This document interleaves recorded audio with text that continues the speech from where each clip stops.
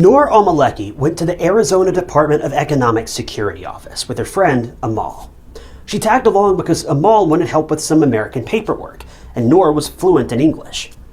As Amal got her work done, Noor was on her phone, texting her friends, making plans for around 1:30 p.m. As the women exited the building, it was sunny, hot, and they were parched. Noor suggested they get something to drink and a bite to eat from a nearby restaurant. As the two women were walking to the restaurant, deciding on what they were going to get, they heard the unmistakable sound of a roaring engine. A gray SUV sped towards them. Neither of the two could get out of the way in time. The SUV slammed into the two women. Amal went flying almost 30 feet, but not before she saw the driver's face behind the wheel. As for Noor, she took a major fall. Her back hit something. The pain was excruciating. Every inch of her body hurt, but it was the only thing she felt before she lost consciousness. 13 days after the collision, Noor would be pronounced brain dead. It took detectives all of 5 minutes to decide this was not a random hit and run. This was deliberate.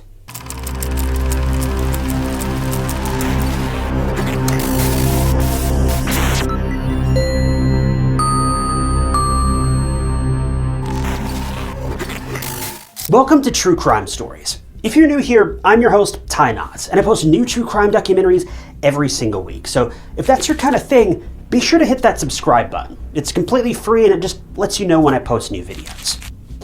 Noor Almaleki was born on February 18, 1989. When she was just 4 years old, her family moved from Iraq to the United States, and they settled in the Paradise Views subdivision of Phoenix and called it their home. Noor's father worked as a truck driver, and her mom worked for a Californian company as a counselor for American soldiers that were stationed in the Middle East. Noor was the oldest daughter of the family, and she had 6 other siblings, 2 sisters and 4 brothers. According to her friends and family, Noor was a happy young girl who loved 3 things: Keanu Reeves, Chipotle, and Forever 21. She had dreams of becoming a teacher, so she enrolled in Glendale Community College at the time of the case. She was fluent in Arabic and English and was close to her religious roots, yet still made friends easily. From a young age, Noor was expected to look after the house, to cook, to clean, and take care of her younger siblings. If she didn't, well, she'd get beaten. Her family was very strict when it came to socializing, especially with boys, and they expected Noor to be on her best behavior. Now, I know this sounds harsh, but keep in mind this was a totally different culture than what you and I may be used to. Even though they had moved to the US, that doesn't mean they had to change their habits and beliefs. So for the Almaleki family, even though they were in the US, they didn't want their kids to grow up quote-unquote westernized. The Almaleki parents strictly forbade their daughters to even interact with the opposite gender. They didn't want their daughters to wear revealing clothing or makeup, take pictures with boys, get cozy with them, or stay out late at night partying, as all of this would tarnish their honor. According to Faleh, the father, nothing was greater to him than his family's honor. Now, Noor, having lived in the US for 16 years, had dreams of becoming independent, working a job that she loved, and then settling down with the person she loved. On the flip side, her parents wanted to marry Noor off to a guy who was not only a stranger, but also way older than her, and he had to be from Iraq too. Additionally, Noor's parents didn't entertain the idea of independence, whether it be financial, social, or any kind, especially for their daughters. For them, the biggest achievement in their lives would be to see their daughter get married to a stranger she'd never even met before. Now, I know this may be hard for any of us to understand, but this was right in their eyes, and there are tons of people in the Middle East who are 100% fine with this and actually prefer this lifestyle. But Noor wasn't one of those people. Noor tried to fight back hard against these rules while staying still true to her roots. She got a job at a restaurant and she hung out with friends but kept a safe distance from the opposite gender. She was responsible. She didn't engage in activities that would bring shame to her parents and their deeply ingrained cultural values. But she was acclimating well to the American lifestyle. She would wear jeans and makeup and style her hair, but more so to express herself than anything else. It wasn't like she was out seeking attention. She just wanted to be true to herself. But her family, especially her dad Faleh, didn't approve of this at all. He thought that Noor was tainting the family's name by dressing inappropriately. For Noor's parents, modesty was the first order of business for women. Now, I know all cultures are different, and I'm not going to sit here and try to dissect the way a person dresses, But I think we can all agree that if you're living in a place that is not your native country, you kind of have to do certain surface level things to blend in, like wearing similar clothes that make you feel comfortable or speaking their language, for instance. Otherwise, let's be honest, you'll probably get bullied or worse. It's unfortunate, but that is the unfortunate world we live in, especially here in America. It's the land of the free, unless you're different. Now, let me just clarify, I'm not saying that this way of thinking or lifestyle is correct. You should really accept people for who they are regardless. But unfortunately, that's just not the way most people around the world work, and especially not here in America. The intolerance is unbelievable. But with all this said, Noor was trying to blend in while staying true to her beliefs. She believed in expressing herself in a way that would make her feel like part of the crowd, yet still respecting her own beliefs and values. But Noor's parents thought otherwise. They thought that Noor was dressing up provocatively and acting like an American and was bringing shame to the family's honor. It was such a difficult place to be in for Noor. She just wanted to be who she wanted to be. She just wanted to be her own person and express her own desires and preferences. She just wanted to be happy. But that happiness was very quickly stolen from her. If you're anything like me, picking out a new pair of glasses can be super difficult, but it doesn't have to be. That's why I partnered with Pair Eyewear. Pair offers an incredibly unique approach to eyeglasses. You can buy a single base frame, then swap out your top frames to suit your outfit, your mood, the weather, whatever your reason may be. The Pair Eyewear website is super easy to navigate, and I found a frame that I loved within 2 minutes. They offer a virtual try-on feature too that lets you try on different frames using a webcam. I chose the Peyton base frame. I really like the more classic look of them, and they're really good canvas for just throwing all sorts of crazy top frames on. You can get a pair of glasses either with a prescription or without, if you're just looking for something like blue light filtering or just some fashion glasses. The affordability of Pair's frames is what really drew me to them. I'm able to get these frames with a single vision prescription for less than half the price that I would normally pay. Now, I only opted for blue light filtering, but they offer various lens upgrades and various thicknesses. But the number one thing that sold me is that Pair offers these really cool sun tops, which basically turn your base frame into sunglasses. I love this. As far as the look, the feel, the vision, these are no different from a regular pair of sunglasses. I once again paid double for my other pair of prescription sunglasses, but these are just as good, if not better. Now, I chose some pretty crazy top frames, but trust me, they have plenty of top frames that aren't nearly as wild as these are, if that's more your thing. I started off with these cool Star Wars top frames, simply called Star Wars Comic. But I also threw in these more feminine Friends top frames called the one with the icons, just so you guys could better see the wide range of top frames that they have for both men and women. I also threw in these really cute flower top frames for the same purpose. These are actually from a Van Gogh painting called the Almond Blossom. But my favorite top frame would have to be the American flag sun tops, called the Stars and Stripes. They're equal parts ridiculous and perfect, and I love them. Ordering from Pair Eyewear is about as easy as it gets. Everything is online, so you don't have to be bothered by employees at a brick and mortar store, and their customer service is the best around. And the icing on the cake is the A Pair for a Pair program, where Pair helps to provide glasses to children in need. Click the link in the description or scan the QR code on screen for 15% off your first Pair order. You won't be disappointed. And thanks again to Pair Eyewear for sponsoring today's video. October 20th of 2009 was the fateful day when Noor was out and about with one of her family friends, Amal Khalaf. Amal was a mother of 4 kids, and she also relocated to the US from Iraq. Now, since the Almaleki and Khalaf families were from the same place, it was only a matter of time before they became friends. They would meet each other frequently, and Noor, who was fluent in English, would help Amal with different errands now and then. This was the day when Amal and Noor were at the Arizona Department of Economic Security. Amal knew how to speak English, but it was broken at best, so she was assisted by Noor, and the two got their work done. As they walked up to the parking lot, waiting for Amal's son to pick them up, Noor and Amal decided to make a pit stop at a nearby restaurant for some food. As they were making their way up to the restaurant, an SUV sped up straight towards the two women. It all happened so fast. The car collided with Noor, and she was dragged across the pavement. She was immediately rendered unconscious. The collision also injured Amal, fracturing her pelvis. The vehicle was so fast that when it hit Amal, she flew 30 feet due to the impact. Now, Amal was still conscious, but she had severe injuries. Passers-by called the police and emergency services, and some even saw the driver making a break for it in the SUV. It was a horrific scene. The parking lot was filled with police cars, emergency services, ambulance sirens, and people. Lots of people. Paramedics immediately wheeled an unconscious Noor and gravely injured Amal into the ambulance and drove to a nearby hospital. Noor had suffered from various brain injuries, and the impact was so severe that parts of her body were now paralyzed. She was still alive, but she was barely clinging on to life. Because of this, the doctors put her in a medically induced coma.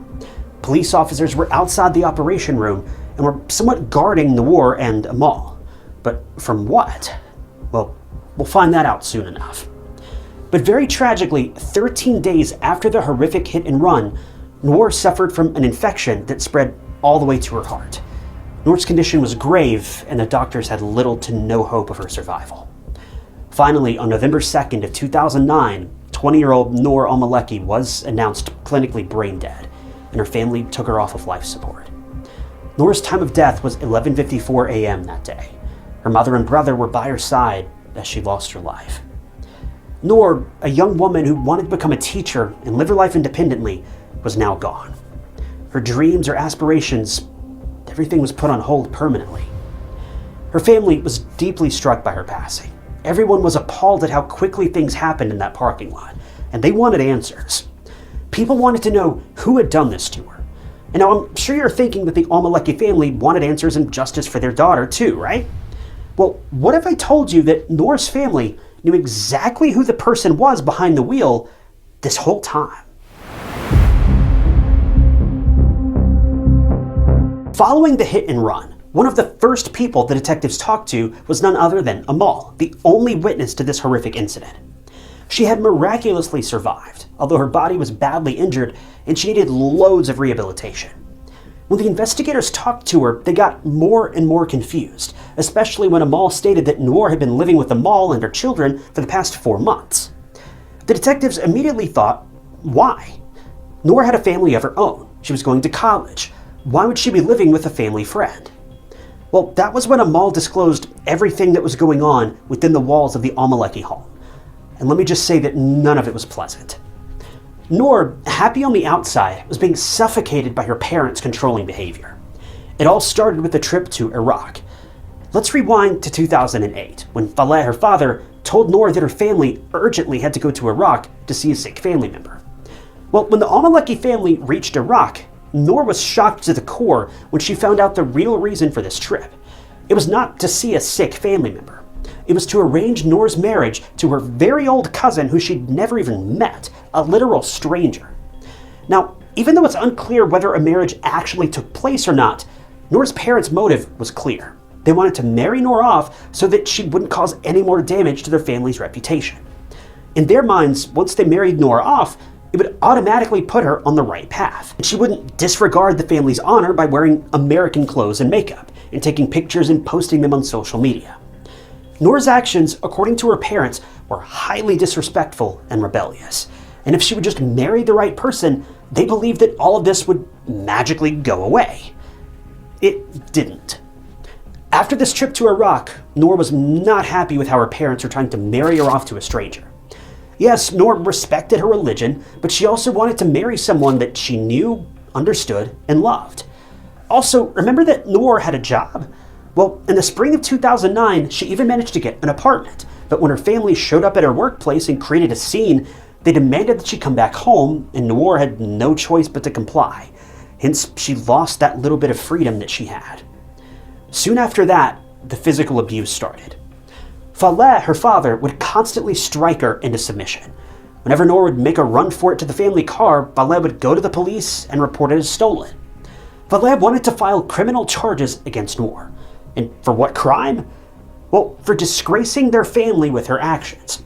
Now, I may be wrong, but I'm pretty sure there's no law against refusing to marry someone you don't love. Things only escalated from that point on, and what added fuel to Faleh's fire was an innocent picture.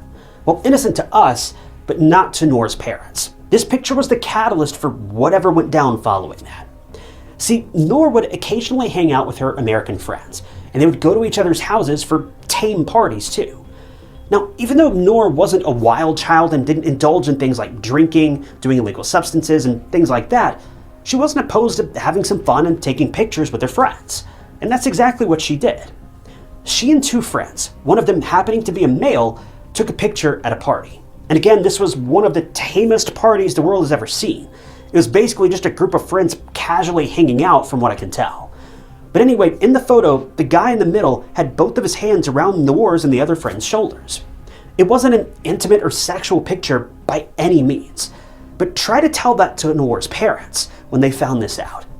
They were fuming that Noor had let a man touch her, and to make things worse, at a so-called party.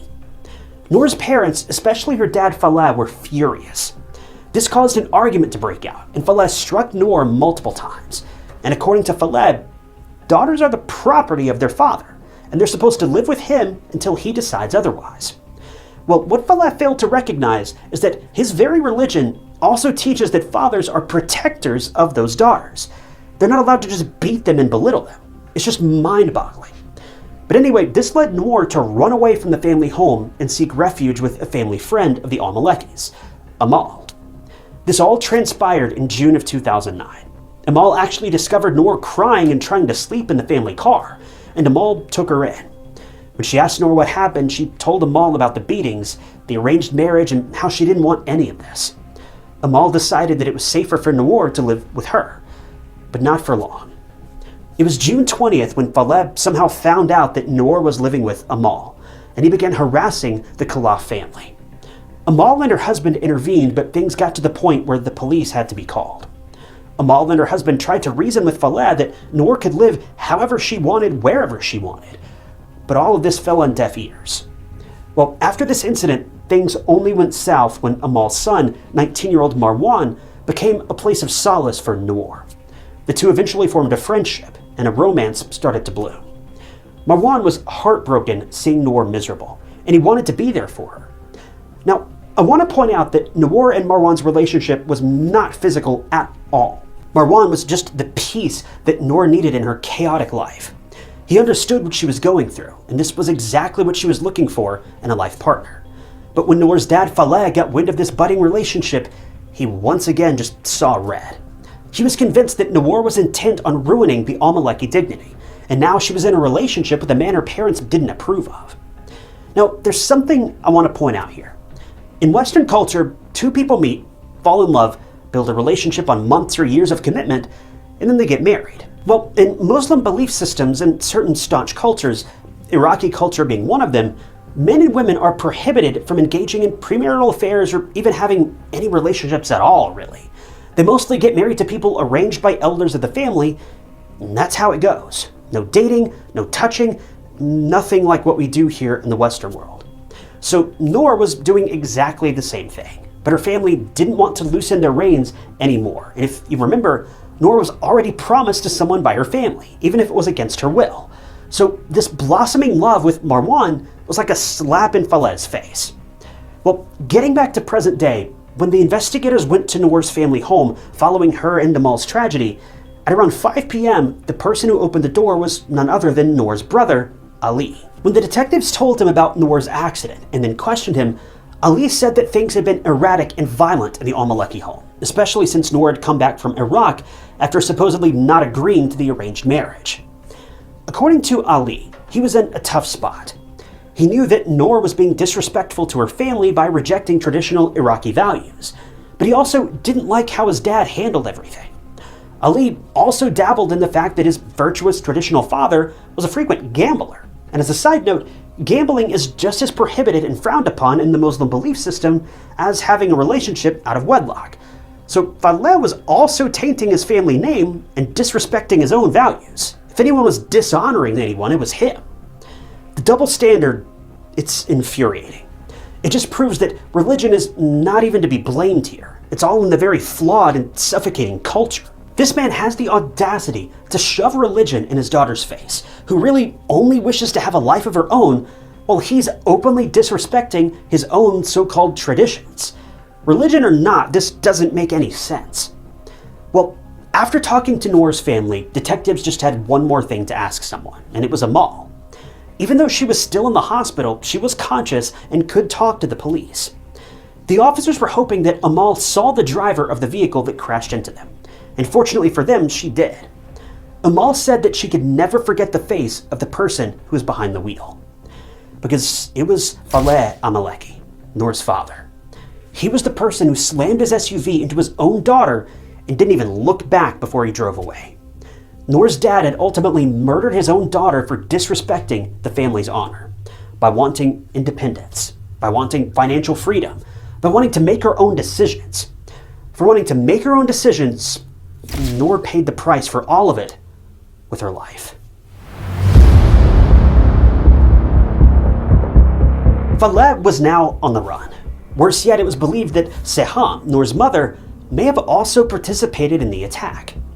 The officers soon found out that Faleh had fled to Mexico, sold the car to someone in Nogales, and booked a flight from Mexico to London. This man was running as far as he possibly could to not get caught.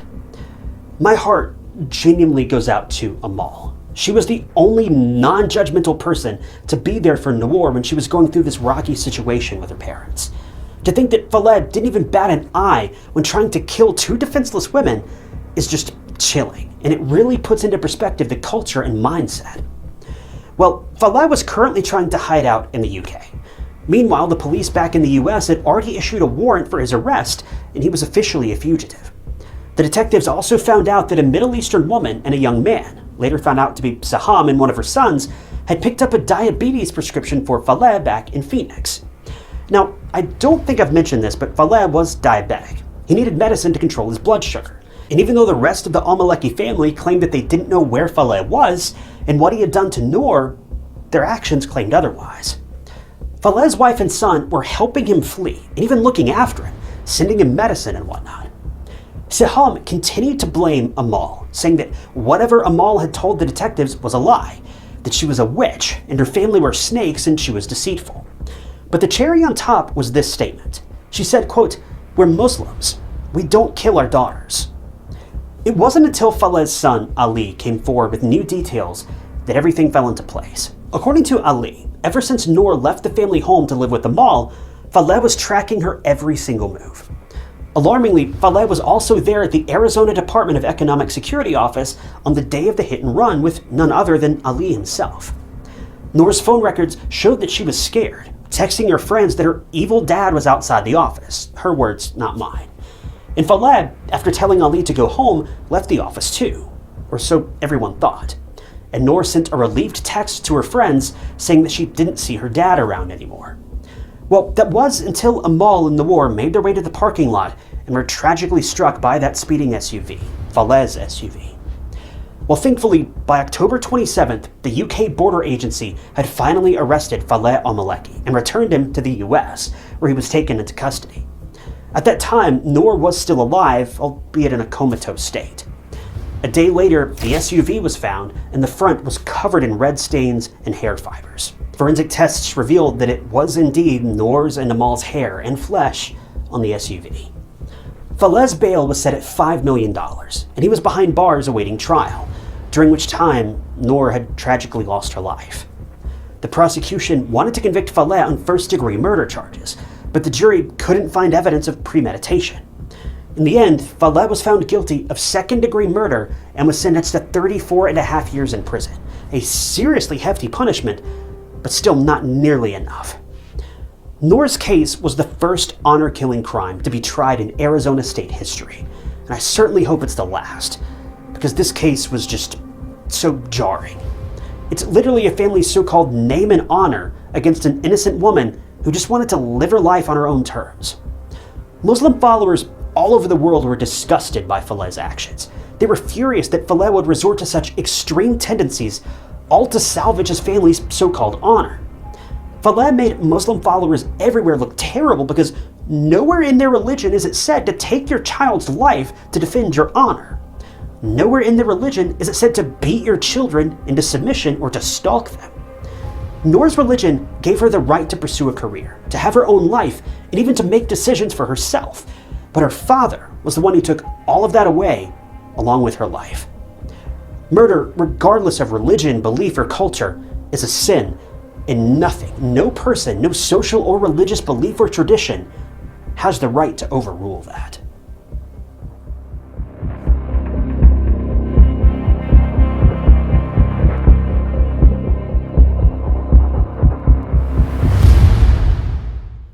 Thank you guys for tuning in to another episode of True Crime Stories. I wanted to give a special thank you to a couple channel members, including Ryan Coe and Bianca Coetzee. If you also want to become a member of the channel, you'll gain access to new videos days or weeks before they're uploaded to the public, and it is a great way to support the channel and help out, and I appreciate every last one of you guys that have decided to do that. If you want to join, you can click that big join button below the video, or find a link down in the description. And don't forget, True Crime Stories t-shirts are also now available. You can grab one of these from a link down in the description as well. But as always, if you enjoyed this video, check out this other interesting case I covered, and don't forget to subscribe. It's completely free and just keeps you up to date with all my future videos. But my name is Ty Knotts, and I'll catch you guys in the next one.